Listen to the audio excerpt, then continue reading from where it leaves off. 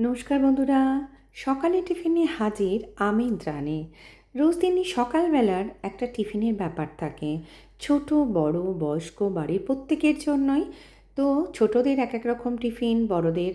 আমার কর্তামশাই কিন্তু টিফিনের ক্ষেত্রে নড়চড় হন না।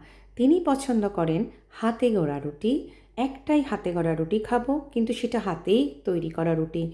না তিনি ব্রেড পছন্দ করেন, না কিছু। তার জন্য কী তরকারি দেব? আজকে খুব সিম্পলভাবে কড়াই একটু ঘি দিয়ে, কালো জিরে পেঁয়াজ ফোড়ন দিয়ে, কাঁচা লঙ্কা দিয়ে, পটল সরু সরু কেটে, নুন হলুদ দিয়ে আর একটু গোলমরিচ গুঁড়ো দিয়ে নাড়াচাড়া করতে লাগলাম। ঢাকা দিলাম, তবে জল কিন্তু দিলাম না। এভাবেই ঢাকা দিয়ে দিয়ে দেখলাম পটলটা বেশ ভালোই নরম হয়ে গেছে। আর জানো তো, কিছু কিছু জিনিস আছে, এমন এক একটা জিনিস দিয়ে দিলে দেখবে তার স্বাদটা পাল্টে যায়। সেরকম আমি একটু গন্ধলেবু দিয়ে দিলাম চট করে। আর রান্নার ক্ষেত্রে মাথায় যদি তুমি এরকম চটপট একটা বুদ্ধি রাখতে পারো, সেক্ষেত্রে কিন্তু তুমি লাভবান হবে।